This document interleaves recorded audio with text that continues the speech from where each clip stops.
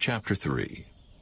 Now the serpent was more subtle than any beast of the field which the Lord God had made.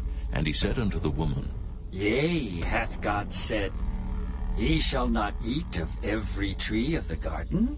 And the woman said unto the serpent, We may eat of the fruit of the trees of the garden, but of the fruit of the tree which is in the midst of the garden, God hath said, Ye shall not eat of it, neither shall ye touch it, lest ye die. And the serpent said unto the woman, Ye shall not surely die. For God doth know that in the day ye eat thereof, then your eyes shall be opened, and ye shall be as gods, knowing good and evil. And when the woman saw that the tree was good for food, and that it was pleasant to the eyes, and a tree to be desired to make one wise, she took of the fruit thereof, and did eat, and gave also unto her husband with her, and he did eat. And the eyes of them both were opened, and they knew that they were naked. And they sewed fig leaves together, and made themselves aprons. And they heard the voice of the Lord God walking in the garden in the cool of the day. And Adam and his wife hid themselves from the presence of the Lord God amongst the trees of the garden. And the Lord God called unto Adam, and said unto him, Where art thou? And he said, I heard thy voice in the garden, and I was afraid, because I was naked, and I hid myself. And he said, Who told thee that thou wast naked? Hast thou eaten of the tree whereof I commanded thee that thou shouldest not eat? And the man said, The woman whom thou gavest to be with me, she gave me of the tree, and I did eat. And the Lord God said unto the woman, What is this that thou hast done? And the woman said, The serpent beguiled me, and I did eat. And the Lord God said unto the serpent, Because thou hast done this, thou art cursed above all cattle, and above every beast of the field.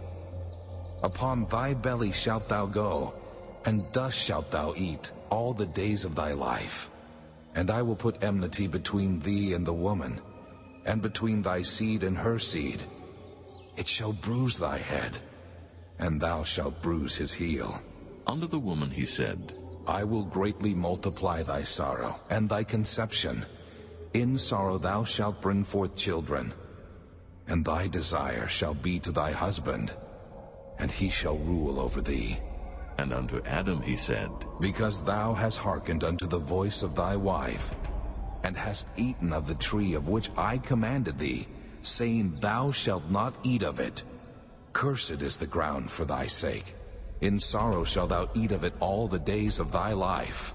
Thorns also and thistles shall it bring forth to thee. And thou shalt eat the herb of the field. In the sweat of thy face shalt thou eat bread, till thou return unto the ground. For out of it wast thou taken, for dust thou art, and unto dust shalt thou return. And Adam called his wife's name Eve, because she was the mother of all living. Unto Adam also and to his wife did the Lord God make coats of skins, and clothed them. And the Lord God said, Behold, the man is become as one of us, to know good and evil. And now, lest he put forth his hand, and take also of the tree of life, and eat, and live forever. Therefore the Lord God sent him forth from the Garden of Eden, to till the ground from whence he was taken. So he drove out the man, and he placed at the east of the Garden of Eden cherubims, and a flaming sword which turned every way, to keep the way of the tree of life.